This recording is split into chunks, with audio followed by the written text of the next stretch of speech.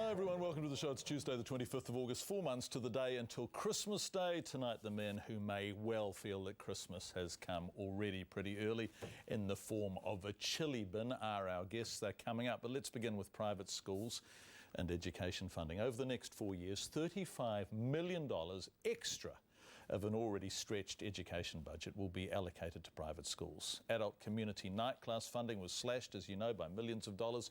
Enviro school funding was cut.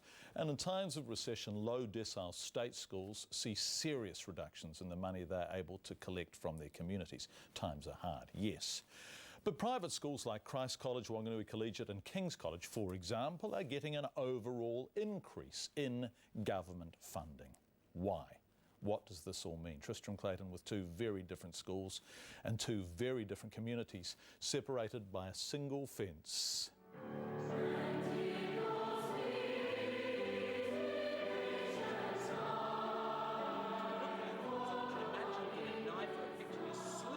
Biology class at King's College in South Auckland.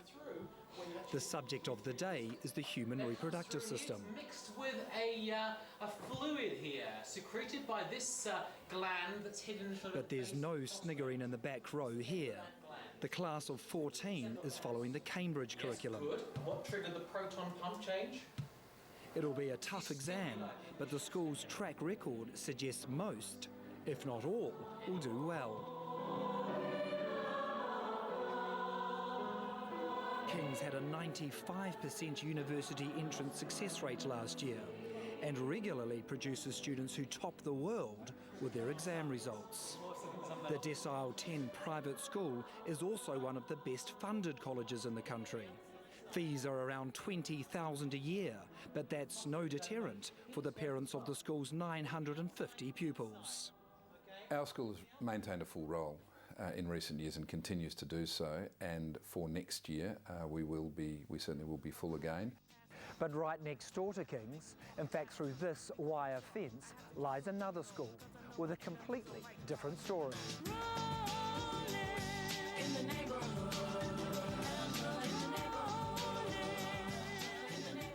Here too they're studying hard for exams, trying to get ahead. Here too the roll is full. But it's at that point the similarities stop. Our decile rating is decile 1C, which clearly sends a pretty clear message about where we stand socioeconomically.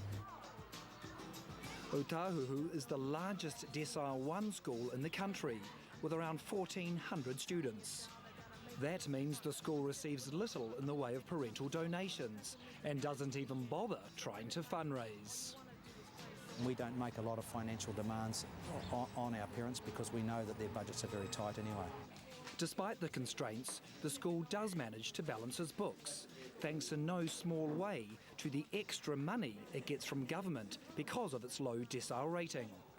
But a government decision to lift a 10-year-old cap on subsidies for private schools has sent a cold shiver through low decile schools across the country. When you take a large sum of money out of the system and put it somewhere else, well then clearly cuts have to be made, and it's quite clear that cuts have been made in some areas. In total, an extra $35 million will be pumped into the private sector over the next 4 years. 4% of all students are in private education. They presently get about 20% of the subsidy that state school students get. That's going up to about 30%. So why do you think it's fair that your school should receive extra funding from the government when it is already very well resourced? Yeah, I think we have to remember that our parents are taxpayers as well, and I think it's not unreasonable that they get some level of government subsidy to support their choice to have their children in independent schools.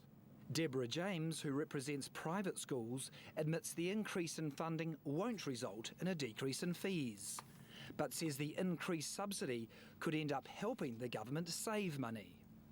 Well, I would suggest that if private schools hadn't received the additional funding, and if, without that funding, some schools faced integrating, or in the extreme cases, closure, it was going to cost the government considerably more to absorb those children and schools into the state sector. So you think... I think it makes economic sense. It makes economic sense to support the independent school sector. John Minto from the Quality Public Education Coalition is suspicious of a hidden agenda from the national government. He believes the budget announcement is the first shot in a much bigger shake-up of the education sector. The funding must be put into schools on the basis of need, and National's moving right away from that. They're saying we're going to give funding on the basis of bums on seats rather than on the actual needs of the kids. And so we've got some of the most privileged kids in New Zealand receiving an increase in government funding, while the kids who are struggling and what we have as a long tail of underachievement in New Zealand, those kids are the ones missing out.